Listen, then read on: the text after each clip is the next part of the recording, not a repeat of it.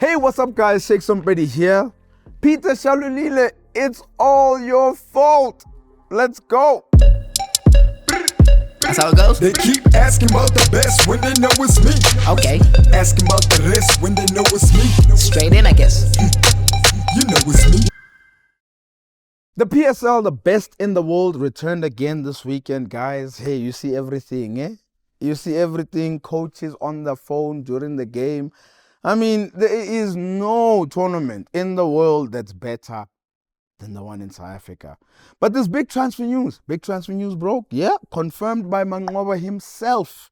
Ikram Reyners from Stellenbosch to Mamelodi Sundowns. There were pictures of him at the airport. Where is he going?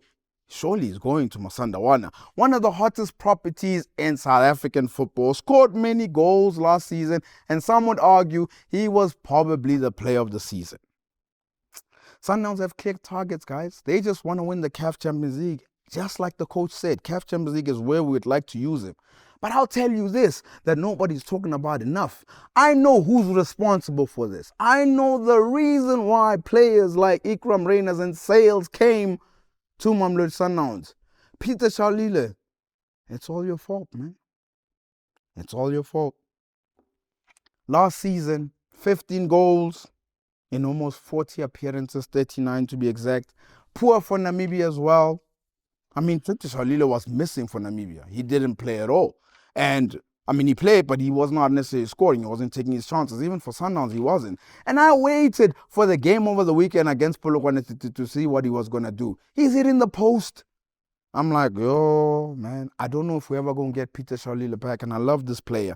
But when Sundowns needed him the most last season, he was nowhere to be found. And he was virtually the only number 9 really you'd say up front. Yes, you can tell me Ribeiro. I get that. Ribeiro did his thing. But Shalulile, whenever he played, he didn't really produce the numbers like he produced in previous seasons. He's a great striker, no doubt about it. But the one thing about Mamelodi Sundowns, they can't risk it again. They can't risk just having Shalulile. So you know what they did? They gave him some competition. Some real competition to see if he's going to be able to do it. After Sales, Peter Shalulile, Ikram Reyners, and as well as Ribeiro. It's time, man. It's time to see who's capable of swimming and who's capable of sinking. Mngomezulu is in the house, the sports analyst of ETV's morning show, and I asked him about the squad piling of Orlando Pirates and Mamelodi Sundowns where they buy 3 or 4 players in one position. What does he think?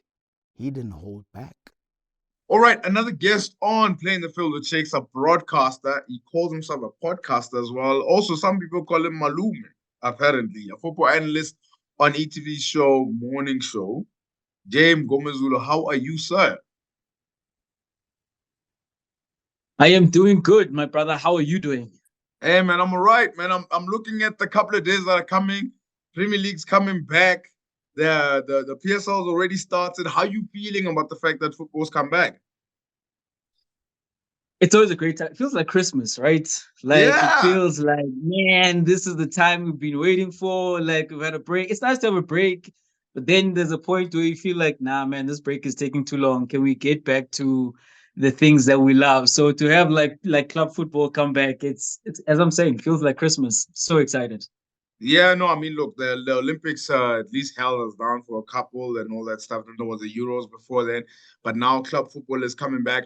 We've seen club football come back already. We had a game over this past weekend. Mamelodi Sundowns under Mngomezulu this time around. What did you make of Mamelodi Sundowns and their performance against Polokwane City? So I was in the stadium for that one, right? Oh, nice. And it was quite something to see. So to begin with, based on what Mogoe has been saying in the media, where some comments have been veiled, but some others very clear in terms of he's going away from what has happened in the previous regime, and he's going to put his own stamp on this team now that he's the solo head coach. And one of the things that he said very clearly, which is an antithesis to what you heard from Rulani, is that we're going to get a lot of more wing play.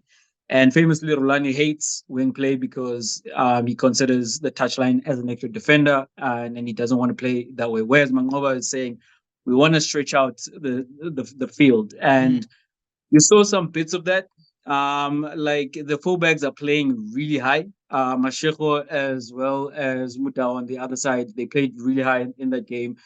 Didn't overlap though, which is something I find intriguing. But the most obvious change or the most obvious implementation from Angoba is the more direct football. It seems as soon as those Sundowns players in the middle, in particular, get the ball in the middle of the field, you must look up, and the instruction to the other team members when you're on the ball is that they need to start making runs.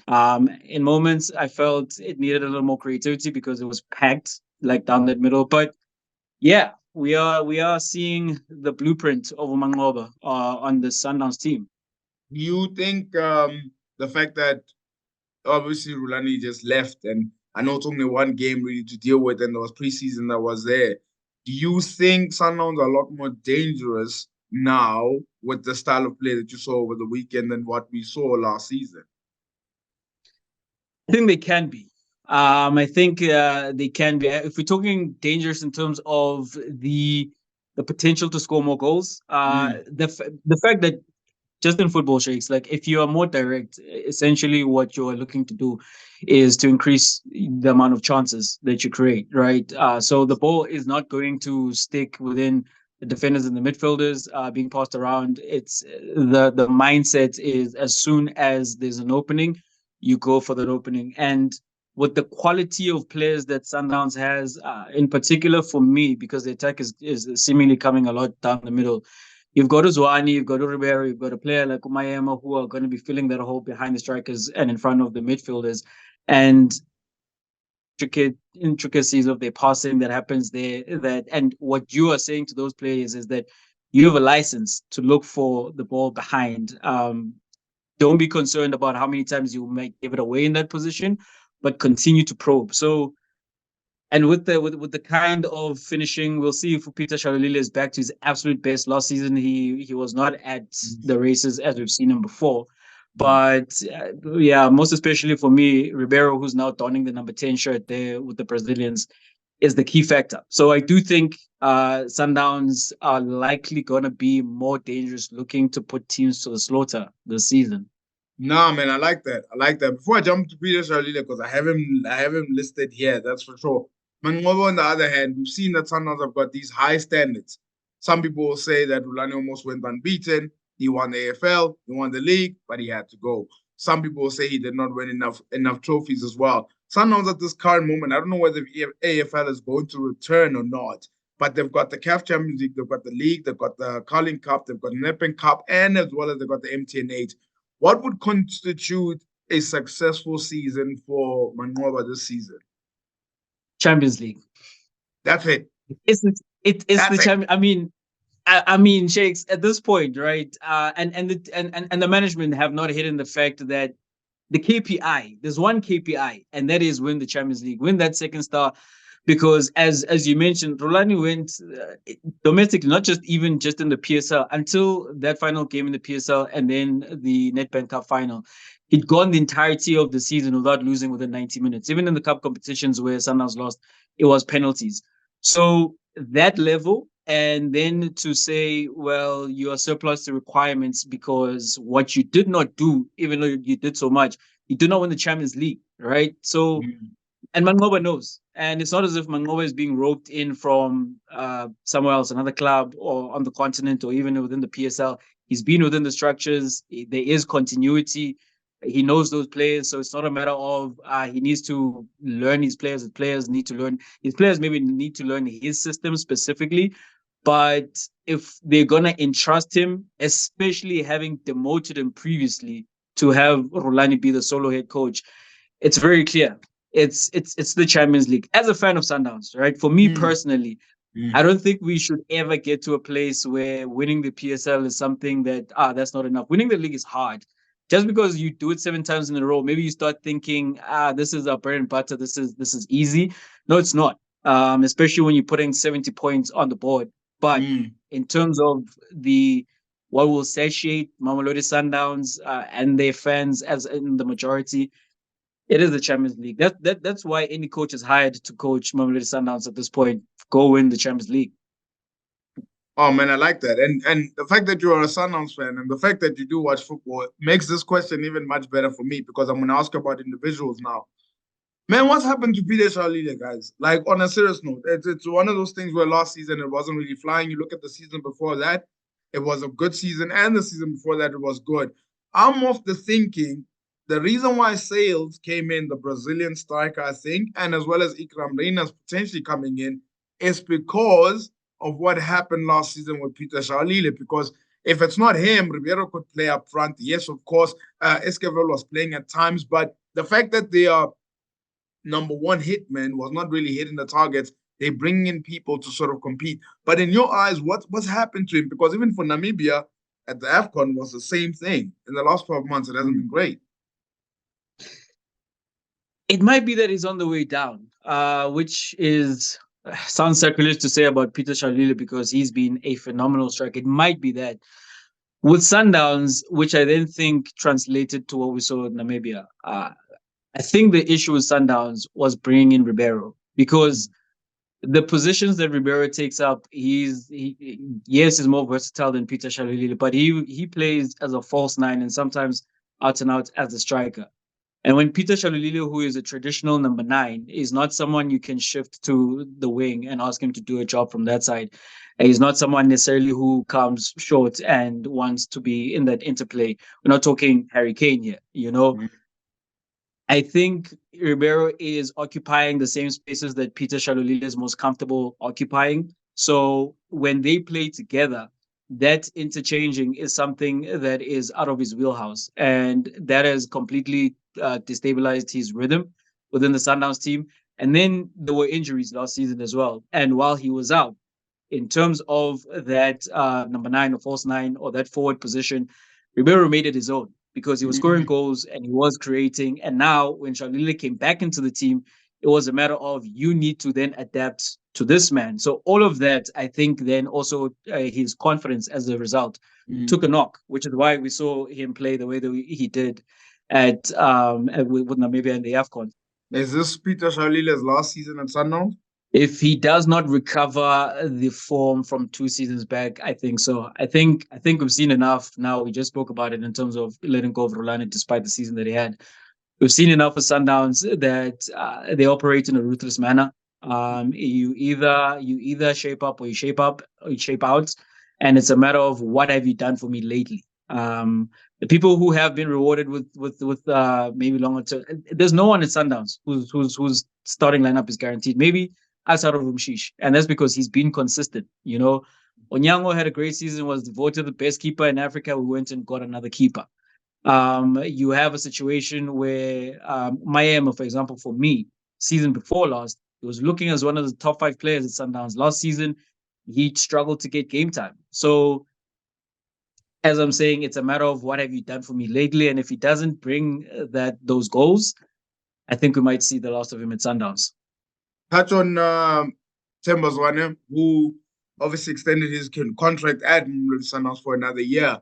It doesn't look like South Africa is ready to replace this guy. It doesn't look like Sundowns is ready to replace this guy. How long can Themba Zwane go on for, Jay? In the words of Pep Guardiola, we cannot replace him. We cannot. How long can he go on for? Man, that is the question, right? Because whenever you do see him on the pitch, he looks like himself. But what we saw a lot last season, especially, is that he was not playing 90 minutes. His minutes were being managed, and you imagine with the kind of technical and technological information that Sundowns have at their fingertips, they know that Zwane physically is not where he used to be, and he's 34 and going on 35 as well. I don't think much longer, Shakes. We saw this with Hlompo Kekana. Hlompo turned 34. He signed a 4-year contract, but then he only played 1 more season.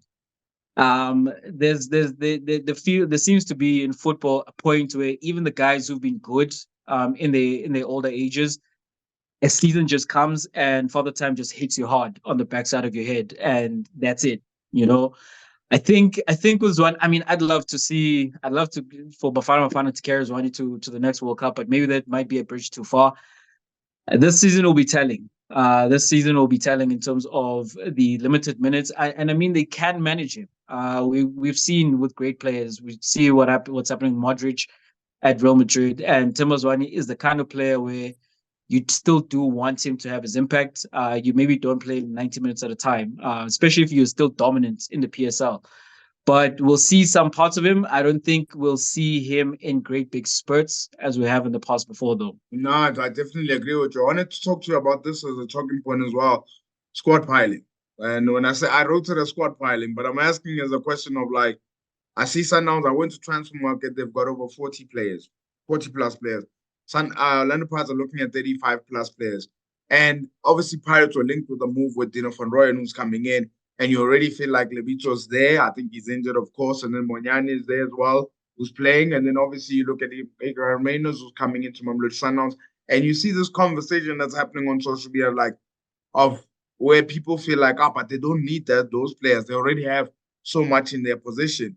What's your thoughts on the fact that, like, maybe clubs buying 3 or 4 players in the same position? What do you think about that?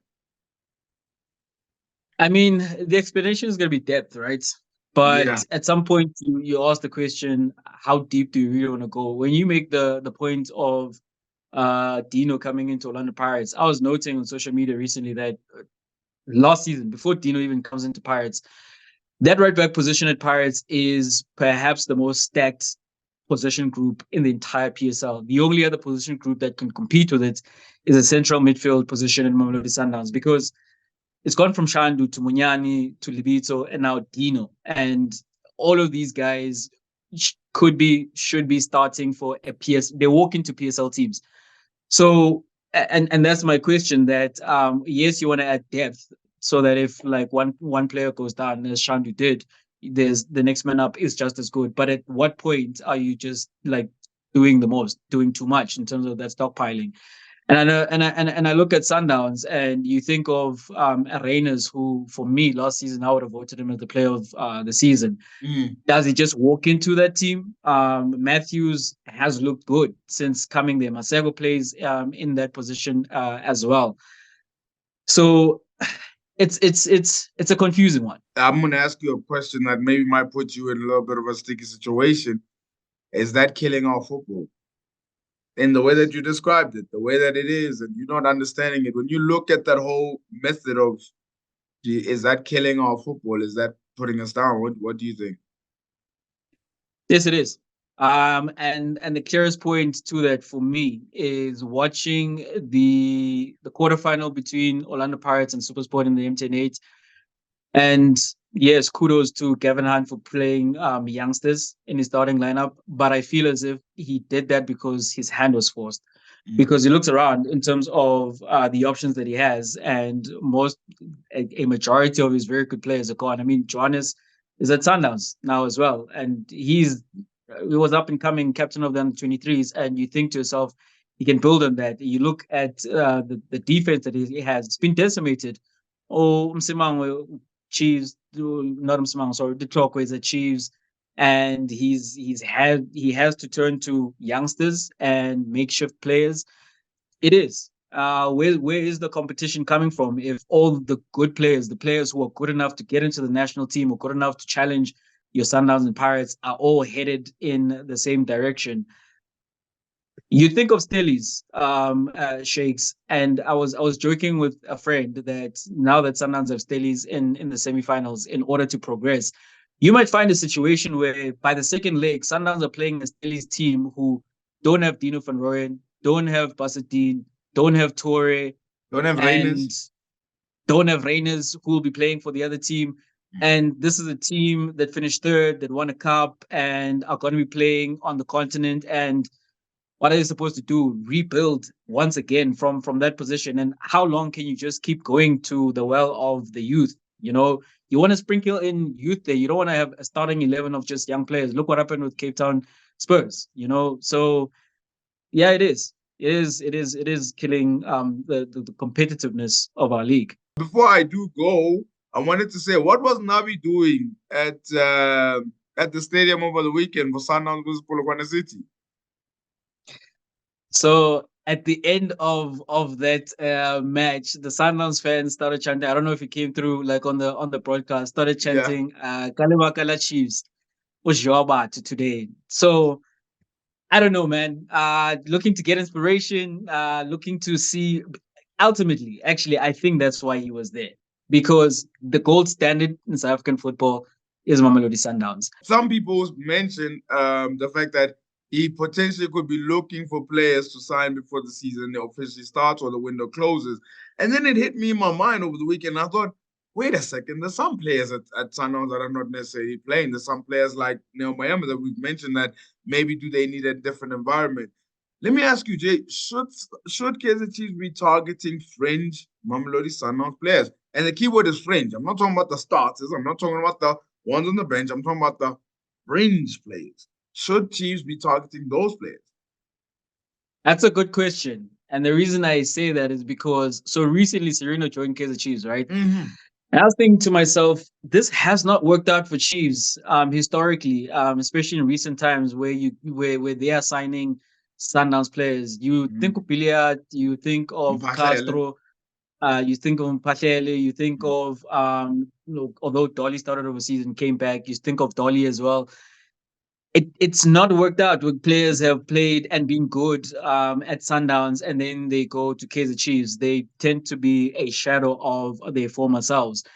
I, if there are players like, I think of someone like Mkhulisi. I think Mkhulisi would be a great addition to Kaizer Chiefs, because I think he's someone who he goes to work, he does his job, and he's brilliant at the little things. He's brilliant at reading the game. He's brilliant going forward and in duels. Like in that mid, you look at that Kaizer Chiefs midfield, you think it could only improve from getting someone like Mkhulisi. So if they can prize someone like that away, I think it would be good for them, especially because these players from Sundowns come in with a winning mentality. They know what it is to win, and they will come in with those standards. And if they don't get enamored with the glamour of Kaizer Chiefs, right? Because that could happen. But if they come in there with the mindset that they are champions, and this is something that they want to impress upon the new squad, I think you can only win. But I caution Chiefs with regards to going shopping in Mamelodi Sundowns, because history suggests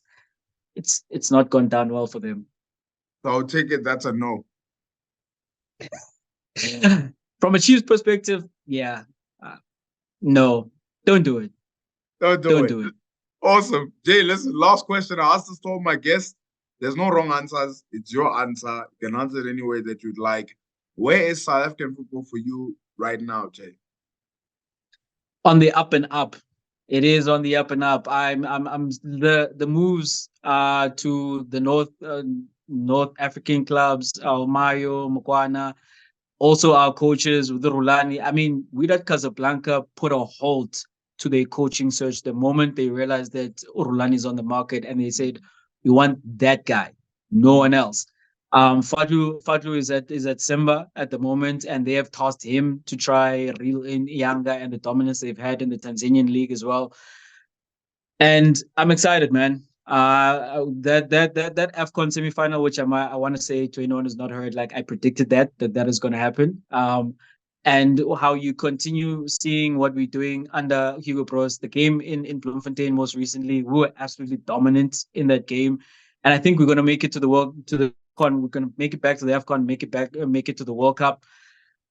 We're on the up and up, Jakes. I'm excited about where we are and where we are going as well.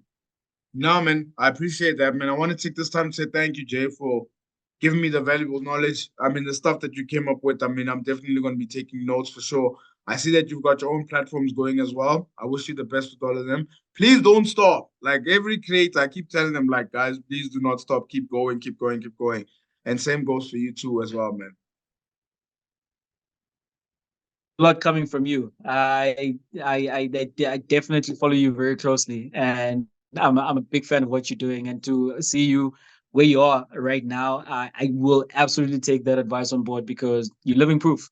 Not to stop, and I'd give that back to you, man. Don't stop. I also want to give you your flowers. You've worked at this and you've been committed to this, and it's beautiful to see you reap the rewards of your hard work. Before this, you told me that you were tired. I know why you're tired, because you're a hard worker, man, and it's inspiring. So keep going on your end as well. Can't wait to do this again sometime. No, 100%. I'll definitely will see you again sometime this season. It's been a pleasure, Jay. Please do keep well, man. Same to you, brother. Thank you very much. Here on this show, we have no fear, no favor, objective all the way. Players, coaches, we're watching all of you guys. This is Mogoe of the Week. Star of the Week this week goes to a player of Cape Town City, Darwin Gonzalez. The reason why I give it to this player is because they had a penalty and he missed it. And then later on in the game, 4 minutes to go, they got another penalty. And he stepped up, he even begged for the ball, and he scored it. And showing a lot of courage and sending his team to the semifinals of the MTN 8. The Mogoes of this week is not players, it's not referees, but it's club owners. Club owners of Maruma Gallants, Richards Bay, and Sekhukhune United. A month to go, just so people must know in context, there's a month to go before the league starts. 4 weeks. To be exact. And these three owners or management decided to change their coaches with 1 month to go. Where do you guys see this in the world? That's why I say PSL is the most unpredictable league in the world. The one coach is because he didn't want to be a co-coach with someone else. And the other one, they gave him an unrealistic target. This is what the report is saying. And the next one, y'all saw that scandal, right? So the fact that the preparation is just poor going into this new season. How do you change a coach with 4 weeks to go? I want these clubs to do well, but at this stage, you sort of look at it and think relegation battle is on the cards, guys. You don't run clubs like this. You don't do preparations for seasons like this. And unfortunately, you guys are the Mogoes of the week. Placing the right bets on the right games. Win big with Shakes Rampedi on Bet of the Week. Bet of the Week time. The Premier League returns this weekend, and obvious, we're going to go Premier League, right? The first game being Manchester United going up against Fulham. Man United straight win and over 1.5. Ipswich taking on Liverpool. I've gone Liverpool straight win. Arsenal at home against Wolves over 2.5 goals. Newcastle at home against Southampton. Newcastle straight win. Chelsea against Man City, the big one. I've gone Man City straight win and over 1.5. The odds are looking very juicy. 7.48. I mean, you guys want to win. I want to win. Then we can celebrate. But before that happens, click on the link below. Remember to practice responsible betting at betway.co.za. Well, thank you so much for joining me tonight. It's been a pleasure. Let's put the MTN 8 a little bit to the side because the Premier League comes back. Before you go, don't forget to like, subscribe, and hit the notification bell so you're notified for future episodes.